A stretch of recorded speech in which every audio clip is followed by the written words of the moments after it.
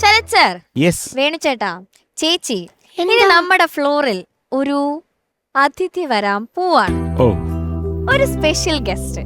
ആ, അതായത് ഈ ഒഴിവു സമയങ്ങൾ ആനന്ദകരമാക്കാൻ നമ്മളൊക്കെ പലതും ചെയ്യില്ലേ, ഉം. അതുപോലെ ഒരു പോലീസ് ഓഫീസറാണ് വരാൻ പോകുന്നത്. വരട്ടെ. ഡ്യൂട്ടിയുടെ ഇടവേള സമയത്ത് ആള് പാട്ട് പാടി ഇപ്പൊ സോഷ്യൽ മീഡിയയിലൊക്കെ ഭയങ്കര വൈറലാണ്. ഒരുപാട് പാട്ടുകൾ പാടിയിടുന്നുണ്ട്. ഈ ബ്രേക്ക് ടൈമിലൊക്കെ ആളിങ്ങനെ പാട്ട് പാടിയിടുന്നുണ്ട്. ഓക്കെ, അപ്പൊ ഇപ്പൊ സോഷ്യൽ മീഡിയയിലൊക്കെ ഭയങ്കര ആരാധകരൊക്കെ ആയിട്ട് ഇങ്ങനെ ഇരിക്കുകയാണ്. അപ്പൊ ആള് നമ്മുടെ ഫ്ലോറിൽ ഇന്ന് വന്നിട്ടുണ്ട്.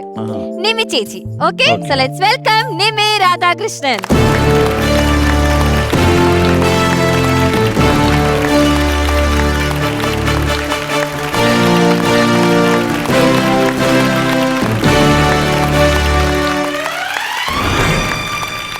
Welcome to super star.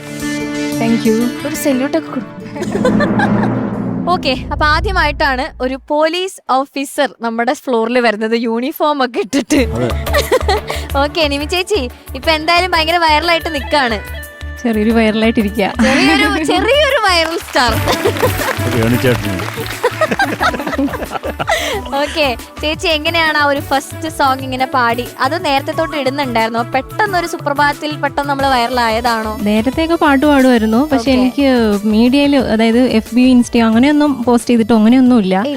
ഇതിപ്പോ അപ്രതീക്ഷിതമായിട്ട് ഒരു ഡ്യൂട്ടിക്ക് പോകുന്നതിനിടയ്ക്ക് ഒരു പാട്ട് പാടിയപ്പം കൂടെ ഉണ്ടായിരുന്ന ഒരു പോലീസുകാർ ഇത് വീഡിയോ അങ്ങനെ വീഡിയോ എടുത്തിട്ട് സോഷ്യൽ മീഡിയയിൽ പോസ്റ്റ് ചെയ്തു.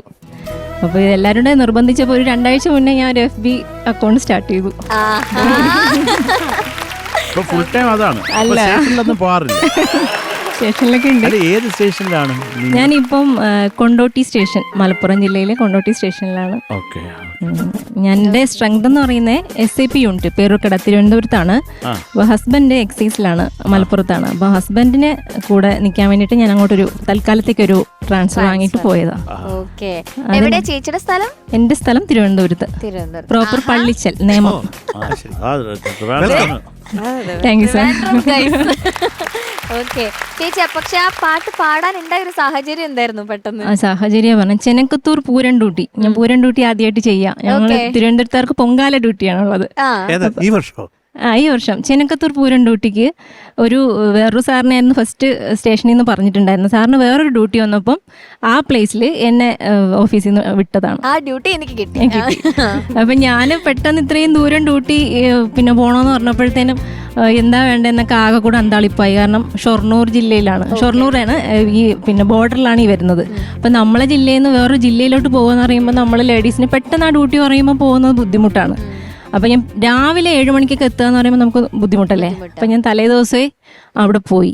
എൻ്റെ ഒരു മാമൻ അവിടെ ഒറ്റപ്പാലത്ത് താമസിക്കുന്നത്. അപ്പം ഞാൻ ഫാമിലി ആയിട്ട് അവിടെ പോയി. എന്തായാലും മാമൻ്റെ വീട്ടിൽ പോകാനുള്ള അവസരം കൂടെ അല്ലേ. എല്ലാവരും കൂടെ പോയി. പിന്നെ അല്ലാതെ പോക്കൊന്നും നടക്കില്ല. ഈ ഡ്യൂട്ടിക്ക് ഇടയ്ക്ക് നമുക്ക് വീട്ടിൽ പോക്കൊന്നും നടക്കില്ല.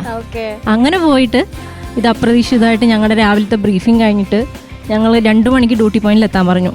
അതിനിടയ്ക്കുള്ള ടൈം ഒരു 11:30 സമയത്തൊക്കെ ഫുഡ് കഴിക്കാൻ വേണ്ടിയിട്ട് നോക്കിയപ്പോൾ ഫുഡായിട്ടില്ല. അപ്പോൾ കൂടെയുള്ള സാറന്മാർ ഒരു പാട്ട് പാടാൻ പറഞ്ഞു. അങ്ങനെ പാടിയത് ഒരു പ്ലാൻഡും ഇല്ല. അങ്ങനെ പാടിയപ്പോൾ അവർ ഒരു വീഡിയോ സെൽഫ് മോഡൽ എടുത്തിട്ട് അത് പോസ്റ്റ് ചെയ്തു. ഇതാണ് സംഭവം. ഞങ്ങൾക്ക് ഓർമ്മയുള്ളൂ. പിന്നെ ഞങ്ങൾ അങ്ങ് വൈറലായി.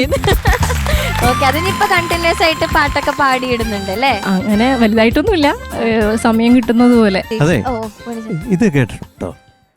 ചിനക്കത്തൂർ പൂരം തനിക്കൊത്ത വണ്ണം, എനിക്കൊന്ന് പോണം, തനിക്കെന്ത് ഛേദം. കേട്ടിട്ടുണ്ടോ? ഇല്ല, കേട്ടിട്ടില്ല. പോയതുകൊണ്ട്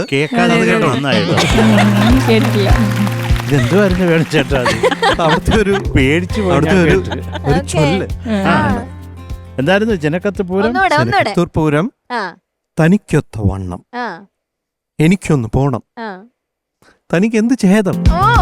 തനിക്കൊത്ത വണ്ണം എന്ന് പറഞ്ഞാൽ മറ്റേ വണ്ണം അല്ല കേട്ടോ. തനിക്കൊത്ത വണ്ണം, നിനക്ക് ചേരുന്ന പോലെ. മലയാളം അറിഞ്ഞൂടാ അല്ലേ വാറു? അപ്പൊ നിമ്മി പാട്ട് പഠിച്ചിട്ടുണ്ടോ? പാട്ട് കുഞ്ഞുനാളിലെ കൈതപ്രം വിശ്വനാഥ് സാറിന്റെ സ്റ്റുഡന്റ് ആയിരുന്നു. ഒരു 5ാം ക്ലാസ് വരെയൊക്കെ പഠിച്ചിട്ടുണ്ട്. അപ്പൊ ഞങ്ങള് കണ്ണൂരായിരുന്നു, കണ്ണൂർ ജില്ലയിലെ ശ്രുതിലയിലാണ് ഞാൻ പഠിച്ചത്. അപ്പൊ ഈ കൈതപ്രം ദാമോദരൻ സാറ് ഞങ്ങൾക്ക് പൂജ വയ്പ്പിന്റെ അന്ന് വന്ന് ക്ലാസ് എടുക്കും. അന്നത്തെ ഒരു ദിവസം വരുമ്പോൾ ആ ഒരു ആകാംക്ഷയും ആ കുഞ്ഞു നാളിലായാലും ഭയങ്കര ആരാധനയാ. ആ ഒരു ദിവസം നമുക്ക് കാണാൻ പറ്റുള്ളൂ. അങ്ങനെ ഞങ്ങളെ സാറിന്റെ ഒരു കെയർ ഓഫില് ആറാം തമ്പുരാൻ ഫിലിമില് ഒരു കീർത്തനുണ്ട്. അതില് മഞ്ജുവാരുടെ കുട്ടികൾക്ക് പഠിപ്പിച്ചു കൊടുക്കുന്നത്. അതിലേക്ക് പാടാൻ വേണ്ടിയിട്ട് ഞങ്ങൾ കുറച്ച് കുട്ടികളെ കൊണ്ടുപോയി. കീർത്തനം ഫുള്ള് ഞങ്ങളെ കൊണ്ട് പാടിച്ചു. അതിൽ ഒരു ലൈൻ മാത്രമേ അതിലിടുന്നുള്ളൂ യഥാർത്ഥത്തില്. അത് ഭയങ്കര ഒരു എക്സ്പീരിയൻസ് ആയിരുന്നു. കാരണം ഇപ്പോഴത്തെ പോലെ റിയാലിറ്റി ഷോയും കാര്യമൊന്നും ഞങ്ങളുടെ കാലത്തില്ല. ആ പോയത് നാട്ടിൽ മൊത്തം പാട്ടായി. ആ സിനിമ ഇറങ്ങാൻ വേണ്ടി ഞങ്ങൾ വെയിറ്റ് ചെയ്ത് അവസാനം പോയി കണ്ടപ്പത്തിന് ഒരു വരിയുള്ളൂ. മാത്രമല്ല ഞങ്ങൾ അതിനകത്ത് കാണിക്കില്ല എന്നുള്ളത് നമ്മൾ അതിനെ പറ്റി അറിയില്ല. ആ കൊണ്ടുപോയിൽ ഏറ്റവും ചെറിയ കുട്ടി ഞാനായിരുന്നു. ആ കുട്ടി ആയതുകൊണ്ട് എന്റെ ഫ്രണ്ടിൽ ആ മൈക്കിന്റെ അടുത്ത് ഇരുത്തിയിരുന്നത്. ബാക്കി എല്ലാം ചേച്ചിമാരാ. അങ്ങനെ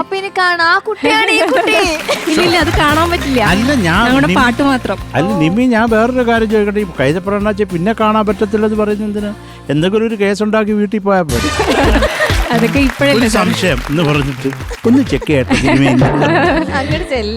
അതിപ്പോഴല്ലേ സാർ ഞാൻ പോലീസ് ആയത്. കുഞ്ഞുനാളിലുള്ള കാര്യം. കുഞ്ഞുനാളിൽ പോലീസ് അല്ല, അത് സംഗീതം പഠിച്ചിട്ടുണ്ടപ്പോൾ അല്ല, ഞാനൊരു കാര്യം പറയുന്നത്, നിമ്മി പാടിയത് എനിക്ക് എൻ്റെ ഫാൻസ് ക്ലബ്ബ് ഓപ്പറേറ്റ് ചെയ്യുന്ന സുജിത്തുണ്ട്.